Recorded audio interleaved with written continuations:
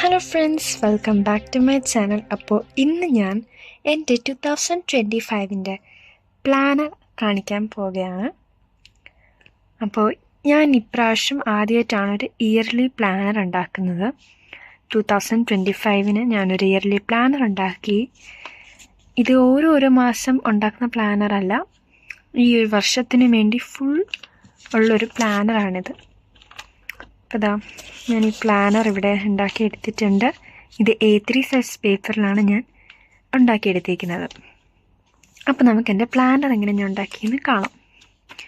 ആദ്യം തന്നെ ഞാൻ 2025 എന്നൊക്കെ എഴുതിയിട്ട് ഫ്ലവേഴ്സ് വരച്ച് കൊടുത്ത് ഡിസൈൻ ചെയ്തിട്ടുണ്ട്.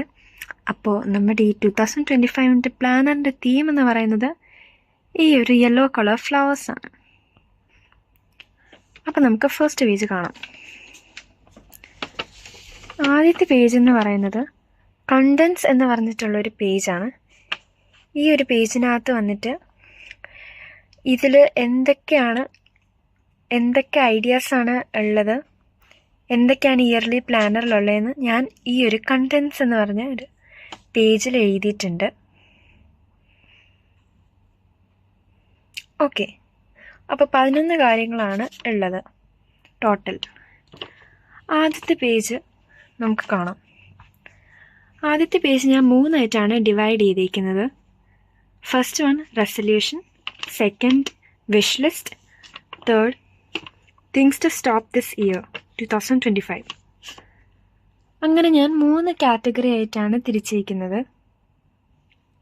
അപ്പോൾ ഇതൊക്കെ നമുക്ക് പിന്നീട് എഴുതാനുണ്ട്. ഇനി നമുക്ക് സെക്കൻഡ് പേജ് കാണാം. Third page. തേർഡ് പേജ് എന്ന് പറയുന്ന ഒരു കലണ്ടർ പേജാണ്. ഇതിൽ ജാനുവരി മുതൽ ഡിസംബർ വരെയുള്ള 12 മന്ത്സിൻ്റെയും കലണ്ടർ ഫുള്ളായിട്ടുണ്ട്.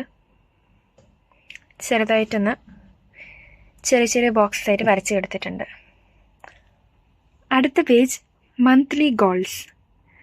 ഈ ഒരു പേജിൽ എല്ലാ മന്തിൻ്റെയും ഗോൾസാണ് എഴുതി കൊടുക്കുന്നത്. അതിനായിട്ട് കുറച്ച് സ്പേസ് ലീവ് ചെയ്ത് കൊടുക്കുന്നുണ്ട്. അടുത്ത പേജ് എന്ന് പറയുന്നത് വീഡിയോ ഐഡിയാസ് എന്ന് പറഞ്ഞിട്ടുള്ളൊരു പേജാണ്. ഇതിൽ ജാനുവരി മുതൽ ഡിസംബർ വരെയുള്ള വീഡിയോ ഐഡിയാസ് നമ്മളൊന്ന് എഴുതി കൊടുക്കുകയാണ് ചെയ്യുന്നത്. എന്നിട്ട് ഞാൻ കുറച്ച് ബോക്സസ് ലീവ് ചെയ്തിട്ടുണ്ട് നമ്മുടെ കണ്ടൻറ്റ് എഴുതാൻ വേണ്ടി വീഡിയോയിൽ. അടുത്ത് വന്നിട്ട് 2025 ഇൻസ് ആൻഡ് ഔട്ട്സ്. ഇതിൽ 2025 നമുക്ക് എന്തൊക്കെയാണ് ന്യൂ ആയിട്ട് ട്രൈ ചെയ്യേണ്ടത് എന്ന് ഇവിടെ ഒന്ന് എഴുതി കൊടുക്കാം. എന്തൊക്കെയാണ് നമുക്ക് മാറ്റേണ്ടത് എന്നുള്ളതും എഴുതി കൊടുക്കുന്നുണ്ട്. അതിന് ഞാൻ 2 പേജാണ് എഴുതുന്നത്. 2 ബോക്സിൽ, ഒരു ബോക്സിൽ ഇൻ, ഒരു ബോക്സിൽ ഔട്ട്.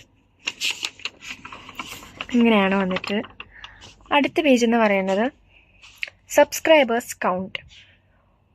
ഓരോ മാസം നമ്മൾ ഈ കൗണ്ട് എഴുതുകയാണ് ചെയ്യുന്നത്. ഇപ്പോൾ ജാനുവരിയിൽ എത്രയുണ്ട്, ഫെബ്രുവരിയിൽ എത്രയുണ്ട്, അങ്ങനെ ഡിസംബർ വരെയുള്ളതുണ്ട്.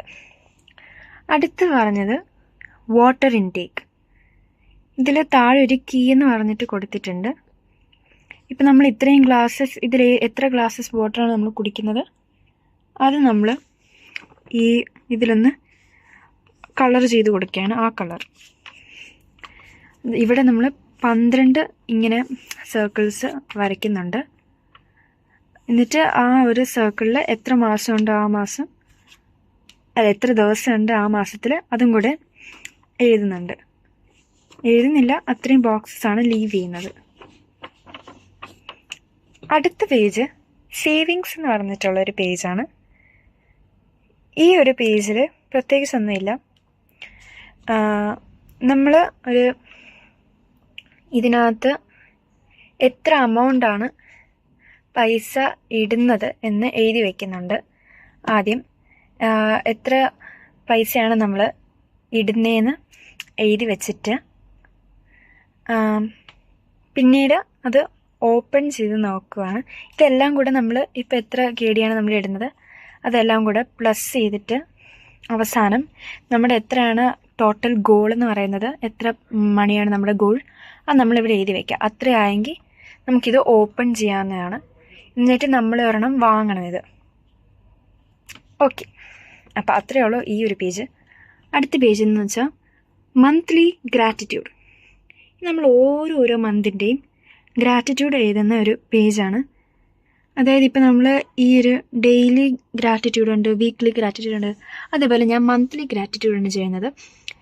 അതായത് ഈ ഒരു മന്ത്സിലൊക്കെ നമ്മൾ എന്താണ് പ്രൗഡായിട്ട് ഫീൽ ചെയ്യുന്നത്, അല്ലെങ്കിൽ എന്താണ് നമുക്ക് നന്ദി തോന്നുന്നത്, അങ്ങനെയുള്ള എഴുതേണ്ടതാണ് ഈ ഒരു പേജ് എന്ന് പറയുന്നത്.